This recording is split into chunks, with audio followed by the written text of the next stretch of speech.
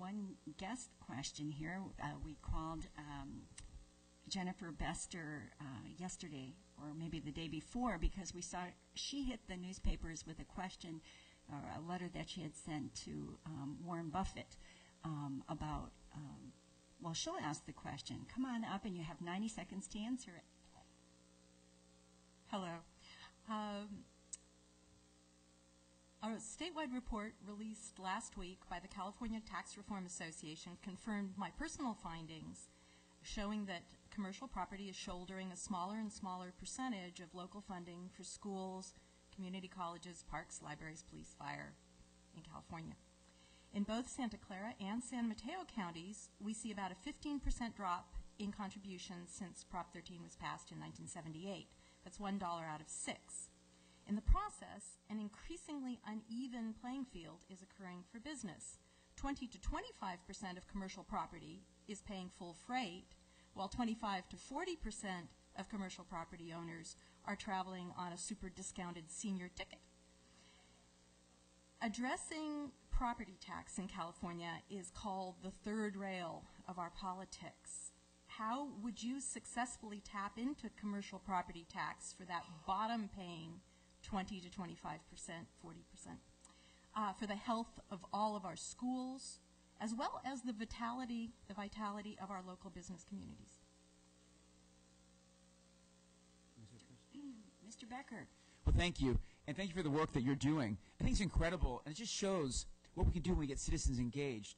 People like yourself, people like Elizabeth Alexis working on high-speed rail that have found things that no one else in the state has found. The people that are paid to do this for a living, you can't find these things. And we have people in our community who are stepping up. And that's more than anything. I mean, I'm about changing policies, but ultimately I realize that we need people to get people involved to change. And that's what I've really done throughout my career, is bring people together to find solutions to big public problems. To get to your specifics, absolutely, it's something I'm talking about a lot. We have to address the tough issues, and that's why I'm going. I'm running up there. I'm going to address the tough issues. And if people then decide to vote me out, or if I get exiled, well, I'll go back to what I was doing and being a green energy entrepreneur. I'm happy to do that. So I'm going to go address the tough issues. And I've been talking about this during our campaign as well. I'm developing my own PowerPoint presentation for how I think, what's wrong in California. And we have a number of slides on property taxes. And we use some of the research that I think probably came from you. In Menlo Park, we have no clear example. We have the Dragers and the Trader Joe's that are literally 2 blocks from each other. And it turns out that Dragers pays about 7 times the property taxes that Trader Joe's pays. And so to me, this is not pro-business or anti-business. It's about fairness. It's about fairness and equality. And so we have to fix that. And it's one of the things that I'm talking about, because ultimately we have to educate the public, so the public gets up in arms and says, we have to fix this. This is crazy. Mr. Gordon. Let me also add my congratulations to you for your incredible work. You've shown a spotlight on an issue that a lot of us in government have talked about for a long time, but have had a hard time getting traction on, so thanks. I actually believe that it is time for us to revisit and re-examine Prop 13 in its entirety. I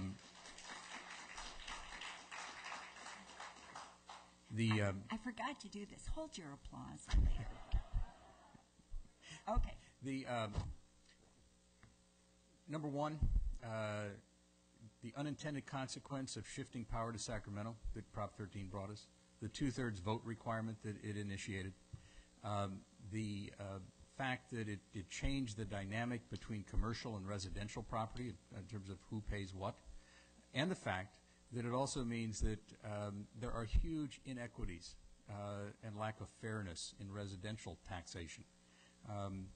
I had my home for 20 years. The young family who moved in to the house next door last year pays 10 times more property tax than I do. They don't take 10 times more service. I don't think that's fair somehow. Now, I think there is a way to achieve a couple of really good outcomes that were looked at in Prop 13. One was to have the assurity of what the property tax would be over time. One of the problems was before Prop 13, it was fluctuating too dramatically. We need assurity of that, and we need to find a way to make sure that we protect folks on fixed income so that they can stay in their homes. I think you can do that while reforming Prop 13, and we need to get about this business. Thank you. Ms. Kishimoto. We do need overall tax reform. There's a commission called, I think it was called the Commission on the 21st Century Economy that came out about a year ago.